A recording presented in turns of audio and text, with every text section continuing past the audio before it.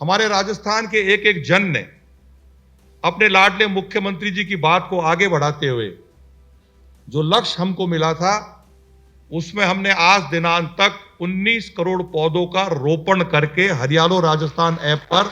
Upload किए हैं कि जंगल बिना वन्य जीवों के अधूरा है और वन्य जीव और जंगल बिना हमारे ग्रामवासियों के अधूरा है। हम तस्करों के आगे किसी भी हालत में झुकेंगे नहीं। आइन के बाद मेरा कोई भी वनकर्मी अपनी शहादत नहीं देगा, अपितु उस जंगल में घुसने वाले व्यक्ति को रोकने का काम करेगा। अंतर्राष्ट्रीय वन दिवस ना केवल वनों की सुरक्षा के लिए हमको बार बार आगाह करता है, बल्कि जैव विविधता के संरक्षण में,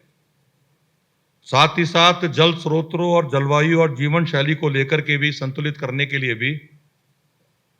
हमको बार बार प्रेरित करता है। और जिस प्रकार से हम सब लोग देख रहे हैं कि पूरा विश्व जिस प्रकार से जलवायु परिवर्तन की समस्या से जूझ रहा है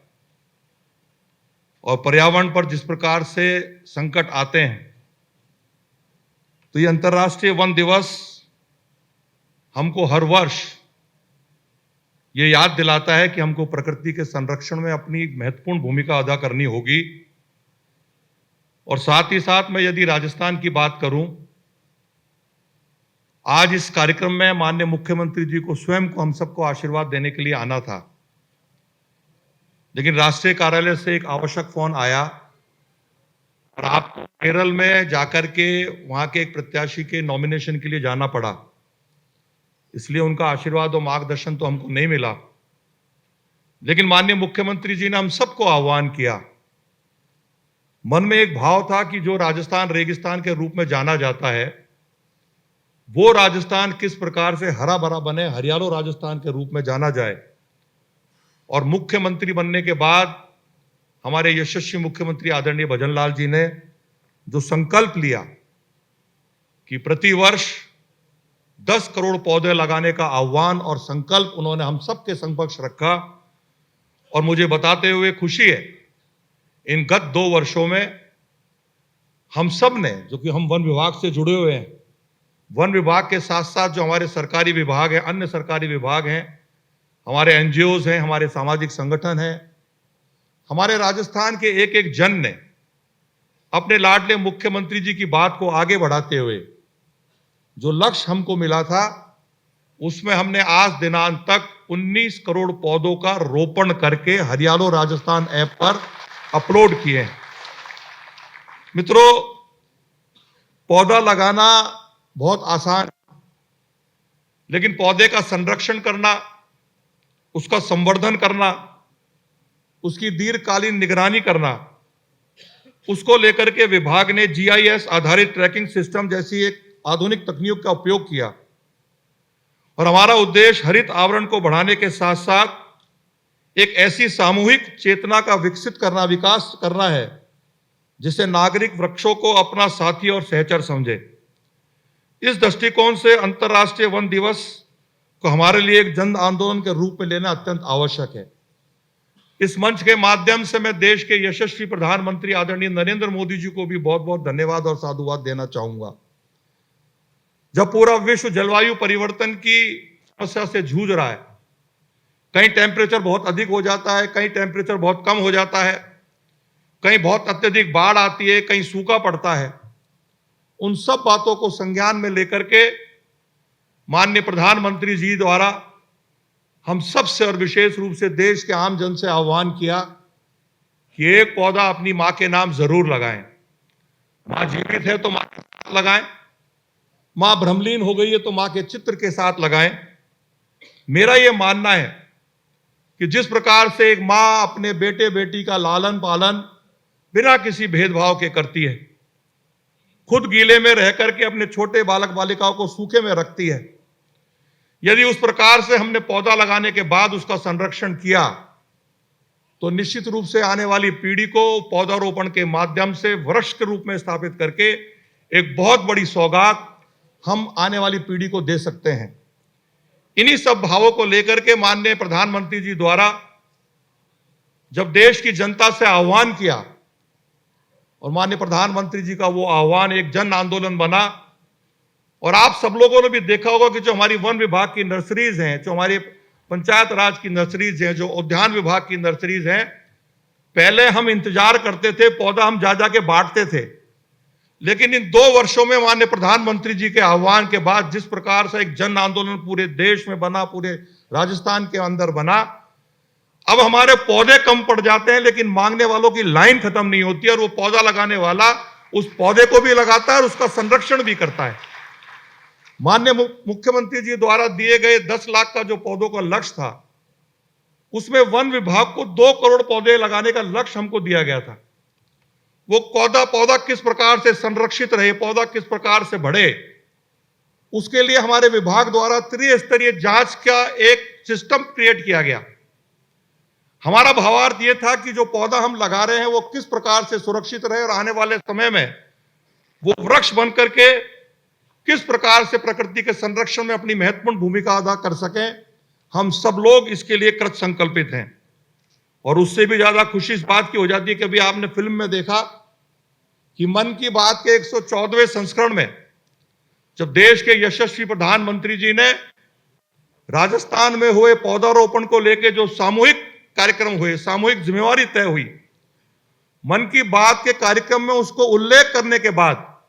हम सब राजस्थानियों का सीना गौरव से चौड़ा हो जाता है। इसके लिए मैं हमारे यशस्वी मुख्यमंत्री आदरणीय भजन लाल जी को आप सबकी ओर से हार्दिक बधाई और हार्दिक शुभकामनाएं देना चाहूंगा। पंच गौरव कार्यक्रम के अंतर्गत एक जिला एक वनस्पति कार्यक्रम के तहत जिले की मुख्य प्रजाति का चयन कर स्थानीय प्रजातियों को बढ़ावा दिया जाकर विभागीय नर्सरियों के वितरण हेतु पौधे तैयार किए जा रहे हैं।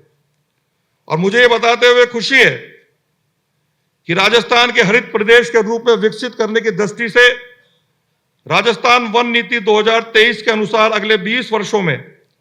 राज्य में 20% भौगोलिक क्षेत्र को वनस्पति आवरण से आच्छादित करना है। उस उद्देश्य की प्राप्ति के लिए राजस्थान सरकार द्वारा मिशन हरियालो राजस्थान की घोषणा की गई और 24-25 में एक पेड़ मां के नाम अभियान की शुरुआत की गई। और आने वाले वर्ष में भी माननीय मुख्यमंत्री जी द्वारा हमें 10 करोड़ पौधे लगाने का लक्ष्य दिया गया है। और जैसा कि आदरणीय आनंद जी ने और जैसा कि पीके उपाध्याय जी ने आप सबकी ताकत के बल पर हमें आशान्वित किया है, हमें पूरा विश्वास दिया है कि आने वाले समय में वन विभाग अपने उस लक्ष्य को तो पूरा करेगा ही करेगा, लेकिन पौधा वितरण के माध्यम से 10 करोड़ पौधे लगाने का लक्ष्य जो माननीय मुख्यमंत्री जी द्वारा हमें दिया गया है, आने वाले समय में उसको भी लक्ष्य को पूरा करके राजस्थान को हरा भरा बनाने में अपनी एक महत्वपूर्ण भूमिका अदा करेंगे, ऐसा मुझे पूरा विश्वास है। हमारे द्वारा 54 नर्सरियों का स्थापना की गई है। नवीन नर्सरियों की स्थापना एवं पूर्व स्थापित नर्सरियों के अपग्रेडेशन से वन विभाग द्वारा पौधे तैयार कर क्षमता वृद्धि होगी, जिससे पौधारोपण हेतु विभिन्न विभाग आमजन को अधिक पौधे उपलब्ध कराए जाएंगे। मैं पौधारोपण के साथ साथ यदि मैं बात करूं कि जंगल बिना वन्य जीवों के अधूरा है और वन्य जीव और जंगल बिना हमारे ग्रामवासियों के अधूरा है। दुर्लभ वन जीवों की सुरक्षा हेतु राज्य के 3 राष्ट्रीय उद्यान एवं 26 वन्य जीव अभयारण्य और 40 कंजर्वेशन रिजर्व अधिसूचित हैं। इसके अतिरिक्त प्रदेश में 5 टाइगर रिजर्व भी अधिसूचित हैं। सभी संरक्षित क्षेत्रों का क्षेत्रफल लगभग 14,000 वर्ग किलोमीटर है। अभी आदरणीय गोपाल जी चर्चा कर रहे थे बाघों के संरक्षण को लेकर के। मैं आदरणीय गोपाल जी को बताना चाहूंगा कि 23-24 में राजस्थान के अंदर बाघों की संख्या कुल 123 थी, जिसमें चाहे हमारा रणथंभौर हो, सिरिस्का हो, मुकुंदरा हो, रामगढ़ विषधारी हो, करौली धौलपुर हो। अब 2 साल के अंदर अंदर ये जो सामने बैठी हुई टीम है या उस वन क्षेत्र में काम करने वाले हमारे अधिकारीगण हैं, हमारे वन रक्षक हैं, हमारे रेंजर्स हैं, इनकी कुशल मॉनिटरिंग के कारण इन बाघों की संख्या में बहुत बड़ी मात्रा में 2 साल के अंदर वृद्धि हुई है। और जो सिरिस्का कभी टाइगर वहीन हो गया था, जो हमारी संख्या 123 थी, वो 143 पर पहुंची इन 2 वर्षों के अंदर। और जो सिरिस्का एक बार बाघ विहीन हो गया था और 2008 में सवाई माधोपुर से पहली बार ट्रांसलोकेशन करके उस सिरिस्का में बाघ विहीन 0 होने के बाद वापस बाघ को लाया गया था। आज मुझे बताते हुए खुशी है कि उस सिरिस्का के अंदर 52 बाघ बाघिन अपने शावकों के साथ विचरण कर रहे हैं। और ये केवल और केवल संभव हुआ हमारे सामने बैठे हुए ऐसे अधिकारीगण, हमारे वन कर्मीगण, हमारे रेंजर्सगण, जिन्होंने अपना सर्वोच्च न्यौछावर करके वनों की सुरक्षा भी करी, वन्य जीवों की भी सुरक्षा करी। इसके साथ साथ जिस प्रकार से राजस्थान में बाघों की संख्या में निरंतर वृद्धि हो रही है, इसमें कोई अतिशयोक्ति नहीं कि आने वाले समय में राजस्थान बाघों की नर्सरी के रूप में जाना जाएगा। और साथ ही साथ मुझे बताते हुए खुशी है कि जो कुंभलगढ़ वन अभ्यारण्य है, उसको लेकर के एनटीसीए ने, भारत सरकार ने टाइगर रिजर्व बनाने के लिए अपनी सैद्धांतिक स्वीकृति दे दी गई है। और आने वाले समय में मुझे पूरा विश्वास है कि माननीय मुख्यमंत्री आदरणीय भजनलाल जी के नेतृत्व में राजस्थान में एक और टाइगर रिजर्व कुंभलगढ़ के रूप में हमको मिलने वाला है। आदरणीय मित्रों, जिस प्रकार से हम बाघों के बारे में देखते हैं, राजस्थान में इनब्रीडिंग की बहुत बड़ी समस्या थी। उसको लेकर के माननीय मुख्यमंत्री जी से जब मैंने और हमारे विभाग के अधिकारियों ने चर्चा करी, तो उनका यह कहना था कि इनब्रीडिंग की समस्या को रोकने के लिए हमको क्या उपाय करने चाहिए। तो हमारे सभी श्रेष्ठ अधिकारियों का एक सुझाव आया कि हमको अन्य राज्यों से बाघिनों या बाघ को लाना चाहिए। और उसी की परिणति है कि जब माननीय मुख्यमंत्री जी ने हमारे केंद्र के मंत्री आदरणीय भूपेंद्र यादव जी से बात करी, तो मुझे बताते हुए खुशी है कि एनटीसीए द्वारा हमें 5 बाघिन मध्य प्रदेश और महाराष्ट्र से लाने की अनुमति मिली। और उसी की परिणति है कि 2 बाघिन आज तक मध्य प्रदेश के पेंच से ला करके हमने मुकुंदरा और रामगढ़ विषधारी में छोड़ा है। और आने वाले समय में मुझे पूरा विश्वास है कि जिस इनब्रीडिंग की समस्या से राजस्थान का वन्य क्षेत्र, बाघ संरक्षण का क्षेत्र या बाघ हमारे जूझ रहे थे, आने वाले समय में उस समस्या से हमको निजात मिलेगा। और विस्थापन को लेकर के भी एक बहुत बड़ी त्रुटि गत सरकार के एक निर्णय के कारण हुई थी। 2002 में जो पैकेज था, 2022 में उस पैकेज में कुछ संशोधन किया गया। उसके कारण हमारे ग्रामवासी उस पैकेज को लेकर के नाराज भी थे और जाने में असमर्थता व्यक्त कर रहे थे। उस बात को संज्ञान में लेकर के हमारे यशस्वी मुख्यमंत्री आदरणीय भजनलाल जी ने बजट के घोषणा के अंदर 2002 के पैकेज में कुछ सुधार करते हुए एक नया पैकेज दिया। और मुझे बताते हुए खुशी है कि हमारे वन्य जीव से जुड़े हुए, हमारे वन क्षेत्र से जुड़े हुए हमारे अधिकारीगण उन ग्रामवासियों से बात भी कर रहे हैं। और आने वाले समय में उन ग्रामवासियों की स्वेच्छा से, उनकी इच्छा के आधार पर हमारा प्रयास रहेगा कि वन्य क्षेत्र में रहने वाले उन ग्रामवासियों को राजी खुशी उस क्षेत्र से विस्थापित किया जाए। आनंद जी, मैं आपको एक बात बताना चाहूंगा कि हमारे इन अधिकारियों में कितना कॉन्फिडेंस है। अभी हाल ही में सिरिस्का के अंदर एक बाघिन ने 3 बच्चे दिए। उसका समाचार जब मुझे हमारे पीसीसी ऑफ वाइल्ड लाइफ जो हमारे अरुण प्रसाद जी हैं, उनका जब संदेश मिला, उसके बाद मैंने फील्ड डायरेक्टर संग्राम सिंह जी को बधाई दी। और मैंने उनसे मजाक में कहा कि फील्ड डायरेक्टर साहब, आज हमारे बाघों की संख्या 52 है। मेरी ये इच्छा और हम सब लोग चाहते हैं कि दिसंबर 2026 तक इन बाघ बाघिन और शावकों की संख्या 60 होनी चाहिए। अब हमारे फील्ड डायरेक्टर साहब का कॉन्फिडेंस देखिए, उन्होंने कहा बिल्कुल होगी सर, 100% होगी। ये कॉन्फिडेंस हमारे वन अधिकारियों में है। तो निश्चित रूप से मुझे पूरा विश्वास है कि आने वाले समय में राजस्थान में बाघों का संरक्षण भी होगा और तेज गति से उनकी जनसंख्या में वृद्धि होगी। क्योंकि जब ये मेहनत करते हैं, उसकी सुरक्षा में लगते हैं, उसको एक ऐसा एटमॉस्फेयर मिलता है बाघ बाघिन को जिसमें वो रहना चाहता है, तो निश्चित रूप से हमारे क्षेत्र में वन्य जीवों की संख्या भी बढ़ेगी। आज मुझे बताते हुए खुशी है कि माननीय मुख्यमंत्री जी चाहते थे कि बाघ परियोजना हो चाहे हमारे वन्य क्षेत्र हो, उससे हमारे स्कूल में पढ़ने वाले बालक बालिकाओं को जोड़ा जाए, पर्यावरण के बारे में उनको जानकारी दी जाए, वन्य जीवों से जुड़े हुए उनको जानकारी दी जाए। और एक अनुभूति कार्यक्रम के तहत चाहे हमारा रणथंभौर हो चाहे सिरिस्का हो, उसमें वो कार्यक्रम शुरू किया गया। और मुझे बताते हुए खुशी है कि इन दोनों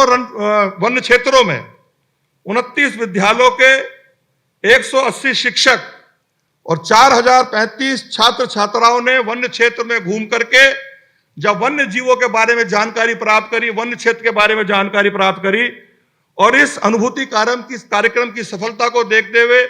इसी बजट में आदरणीय गोपाल जी भाई साहब, मैंने संपूर्ण राजस्थान के वन्य क्षेत्रों में हमारे बालक बालिकाओं को निःशुल्क घुमाने की घोषणा करी है। और मुझे पूरा विश्वास है इस माध्यम से हमारे प्रकृति से जुड़ने के काम हमारे बालक बालिकाएं करेंगे। यदि मैं गोडावन के संरक्षण की बात करूं, वन्य जीव संरक्षण की दिशा में कैपेटिव ब्रीडिंग, अतिरिक्त कृत्रिम गर्भाधान तकनीकों का सफल प्रयोग किया जाकर विलुप्त होते हुए गोडावन की संख्या में वृद्धि करने का प्रयास किया जा रहा है। वर्तमान में रामदेवरा और सम प्रजनन केंद्र में 68 गोडावन और अजमेर जिले में अरवड़ के प्रजनन केंद्र में 10 खरमोर, 6 मादा व 4 नर जीवित हैं। सियागोश कैरागल, जिसकी अपन ने फिल्म देखी, विलुप्त होती सियागोश प्रजाति के संरक्षण एवं संवर्धन के लिए भारतीय वन्यजीव संस्था देहरादून और मुख्य वन्यजीव प्रतिपालक के मध्य कार्य योजना बनाते हुए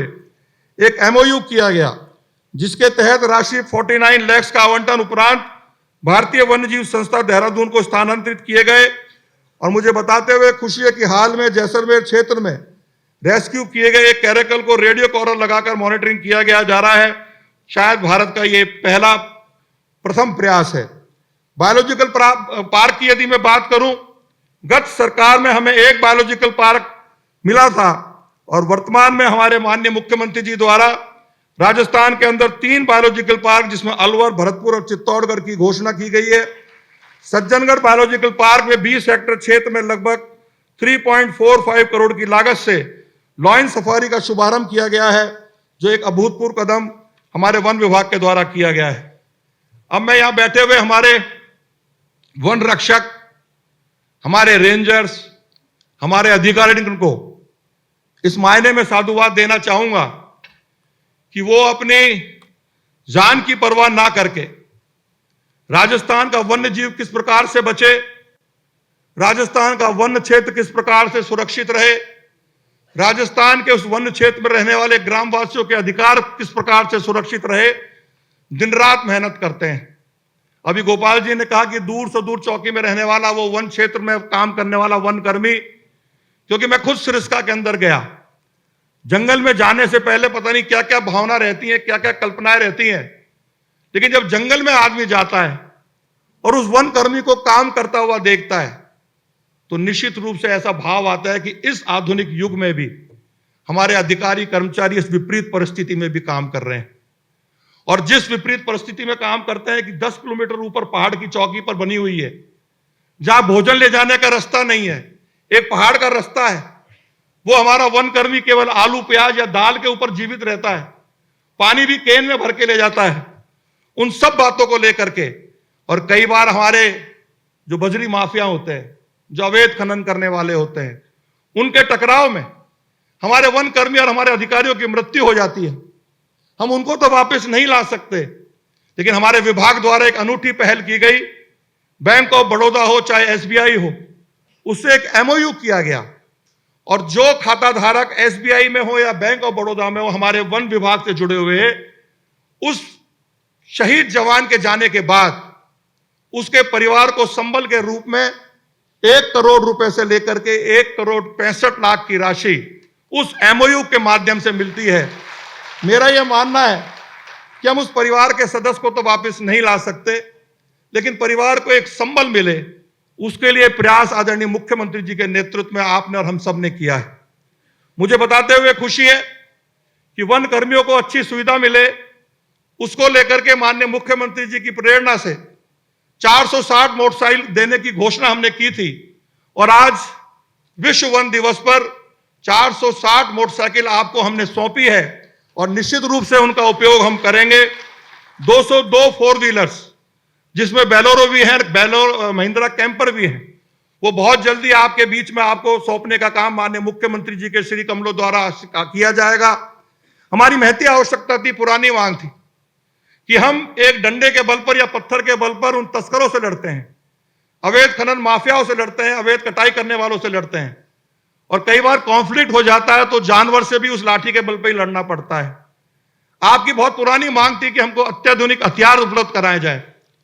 और जब मैं विभागीय टूर पर कोयम्बटूर गया, मैंने वहां पे रेंजर के साथ साथ डीएफओ के पास भी एक पिस्टल देखी तो मैंने माननीय मुख्यमंत्री जी से आग्रह किया, अपने अधिकारियों से बातचीत करी और मुझे बताते हुए खुशी है कि आने वाले समय में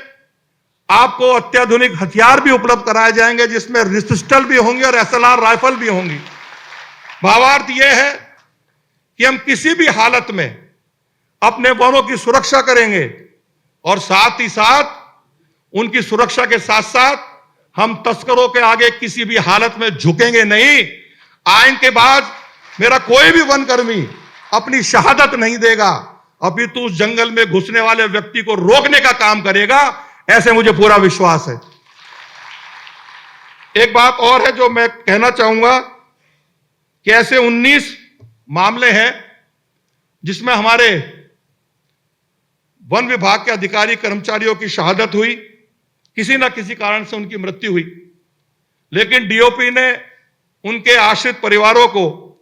नियुक्ति देने के कुछ मापदंड होते हैं, उस दृष्टिकोण को रखते हुए कि इन्होंने देरी से आवेदन किया, कुछ और पद चाह रहे थे जो नियम्स में नहीं आ रहे थे, वो प्रस्ताव उन्होंने वापस लौटाए हैं। मैंने आप सबकी ओर से माननीय मुख्यमंत्री जी को आग्रह कि इस पर, क्योंकि मुख्यमंत्री जी के पास असीमित अधिकार होते हैं, असीमित पावर होती है,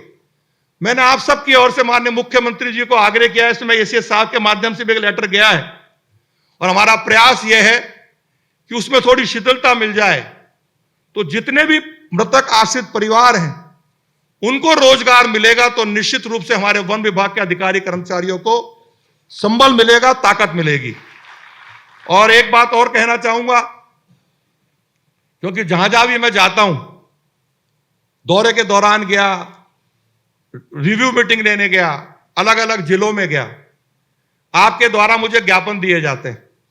हमारे रेंजर एसोसिएशन के द्वारा दी जाती है, हमारे वनकर्मी एसोसिएशन के द्वारा ज्ञापन दिया जाता है।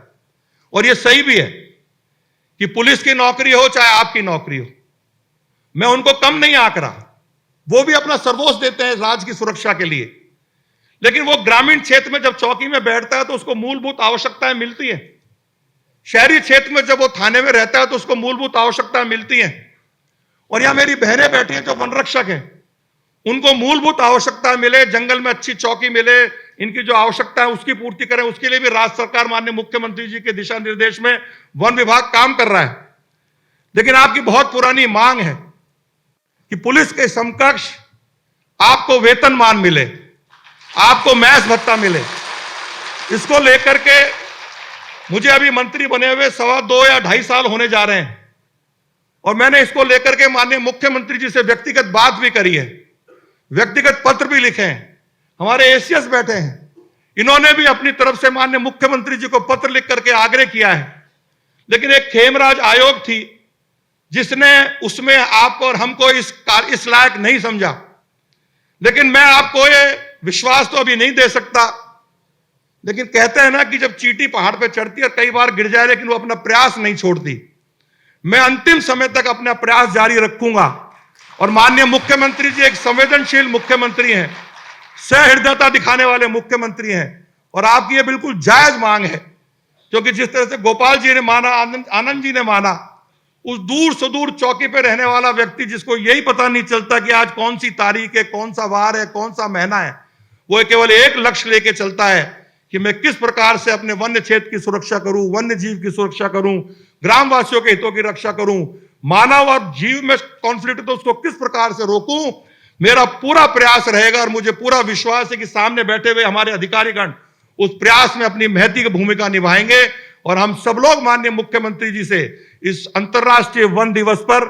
आज वो उपस्थित नहीं है लेकिन हमारी बात उन तक निश्चित पहुंचेगी। हम सब लोग इस मंच से माध्यम से उनसे मांग करते हैं, आग्रह करते हैं कि आने वाले समय में हमको भी पुलिस के समकक्ष वेतनमान दिया जाए, वेतन भत्ता दिया जाए, मैस भत्ता दिया जाए और जो जो हमारी मूलभूत आवश्यकता है वो हमको मिले। और मुझे पूरा विश्वास है कि आने वाले समय में माननीय मुख्यमंत्री जी हमारी मांग को सहृदयता दिखाते हुए स्वीकार करेंगे। इस अंतर्राष्ट्रीय वन दिवस पर एक बार पुनः मैं आप सबको हार्दिक बधाई और अभिनंदन करते हुए और हमारे सभी अधिकारियों को इस अच्छे कार्यक्रम की सफल आयोजन की बधाई देते हुए यही कहना चाहूंगा, आइए हम सब मिलकर के एक हरित, स्वच्छ और सतत विकासशील राजस्थान के निर्माण में अपनी महत्वपूर्ण भूमिका अदा करें, अपना सच्चा धर्म निभाएं, पेड़ बचाकर कर्तव्य निभाएं, पेड़ लगाओ पेड़ बचाओ, इस दुनिया को सुंदर बनाओ। आइए हम सब मिलकर के इस अंतर्राष्ट्रीय वन दिवस को एक हरित क्रांति में परिवर्तित करें। बहुत बहुत धन्यवाद। जय भारत, जय हिंद, जय जय राजस्थान, हरियाणा राजस्थान।